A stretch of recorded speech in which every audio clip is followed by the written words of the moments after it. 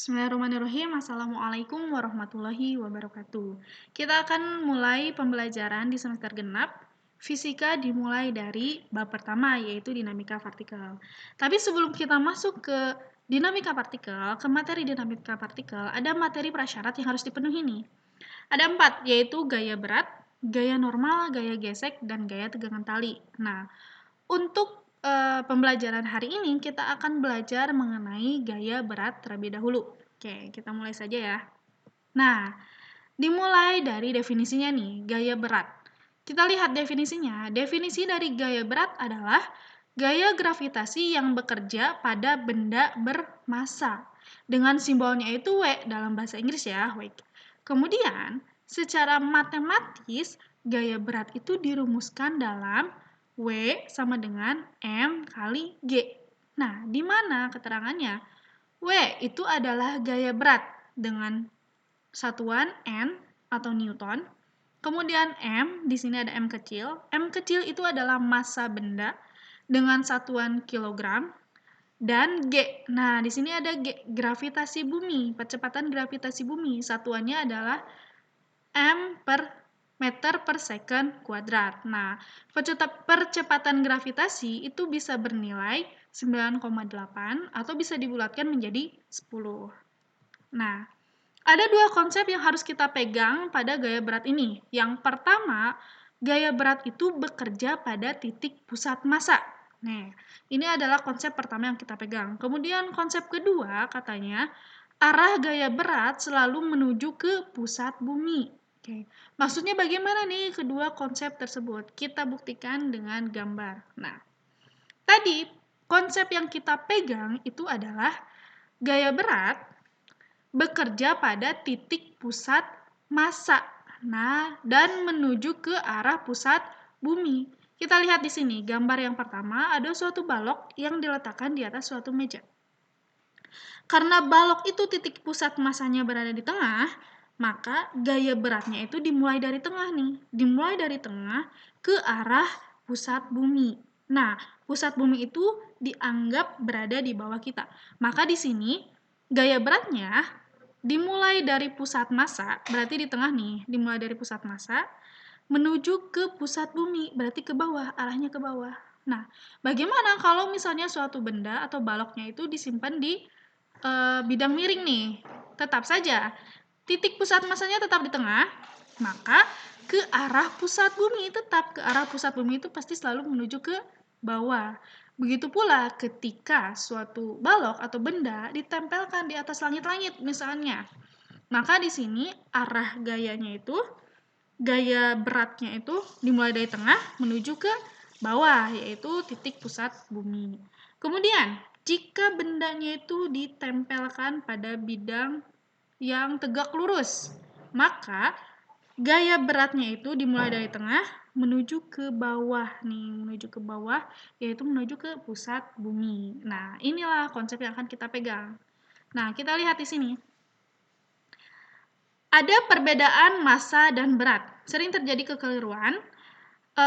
Orang menganggap bahwa berat dan massa itu adalah suatu hal yang sama, padahal mereka itu berbeda, ada perbedaannya. Yang pertama, berat itu menyatakan besar gaya tarik terhadap benda. Nah, sementara massa itu adalah banyaknya zat pada benda. Kemudian perbedaan kedua, berat itu nilainya bergantung besar gaya gravitasi setempat. Misalnya, berat suatu benda di bumi itu akan berbeda dengan berat suatu benda di bulan, karena bumi dengan bulan mereka mempunyai gravitasi yang berbeda. Sementara massa itu nilainya sama di setiap tempat. Nah, ketika massa suatu benda di bumi akan sama dengan massa suatu benda di bulan. Kemudian, yang ketiga, perbedaan ketiga, berat itu termasuk ke dalam vektor, sementara massa itu termasuk ke dalam besaran skalar. Kemudian, perbedaan yang keempat, satuan dari berat itu adalah Newton dalam satuan internasionalnya, sementara massa satuannya adalah kilogram. Nah, itu adalah perbedaan berat dan massa.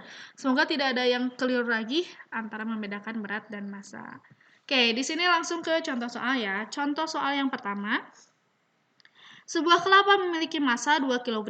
Berapakah berat kelapa jika percepatan gravitasi di tempat itu adalah 9,8 meter per second kuadrat? Nah, kita tulis dulu nih. Kita jawab ya. Yang pertama kita tuliskan dulu yang diketahuinya.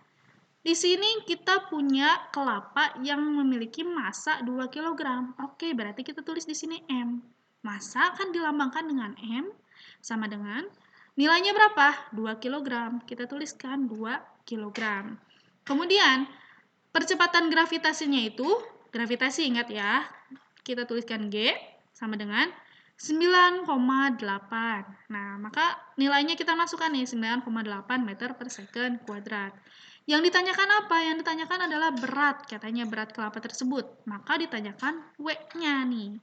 Maka rumusnya tadi di awal, W sama dengan M kali G. W itu adalah 2 kg, kali gravitasinya itu 9,8 meter per second kuadrat. 2 dikali 9,8 hasilnya berapa? Hasilnya adalah 19,6. Satuannya apa? Satuan dari gaya berat adalah Newton. Kemudian, contoh yang kedua nih. Ada suatu benda ditempelkan pada dinding, mungkin kita anggap sebagai dinding di sini. Gambarkan vektor gaya berat pada bidang tersebut. Nah, ingat ya, untuk vektor gaya beratnya itu yang pertama, tadi dua konsep. Yang konsep pertama adalah kita harus mengacu pada titik pusat massanya, kemudian ke arah yang menuju ke arah pusat bumi. Menuju ke arah pusat bumi berarti ke bawah. Maka vektor gaya berat kita bisa gambarkan seperti ini. Nah, karena ini adalah balok, maka titik pusat massa balok itu ada di tengah. Oke, di tengah seperti ini. Dan arah vektor gaya berat itu menuju ke arah pusat bumi. Berarti kita tarik. Oke, tarik menuju ke bawah. Maka ini adalah vektor gaya berat, di mana rumus atau secara matematis gaya berat itu adalah W sama dengan M kali G. Nah, oke. Di sini ada dua soal yang dapat dikerjakan. Oke. Oke, di sini ada soal yang pertama nih. Ada satu soal yang dapat dikerjakan. Perhatikan gambar balok pada bidang datar dan bidang miring di bawah ini. Nih ada dua balok pada bidang datar dan bidang miring. Pertanyaannya adalah gambarkan vektor gaya berat pada bidang datar yang pertama, kemudian pada bidang miring. Seperti itu. Oke. Untuk tugasnya bisa dikerjakan di buku masing-masing, kemudian diberi nama dan kelas, kemudian dikirim dalam bentuk foto ya. Untuk materinya silakan dirangkum di buku masing-masing. Oke. Syukran untuk pembelajaran hari ini cukup sampai sekian. Semoga kita bisa mendapatkan keberkahan dari yang kita lakukan. Jangan lupa dikerjakan tugasnya. Wassalamualaikum warahmatullahi wabarakatuh.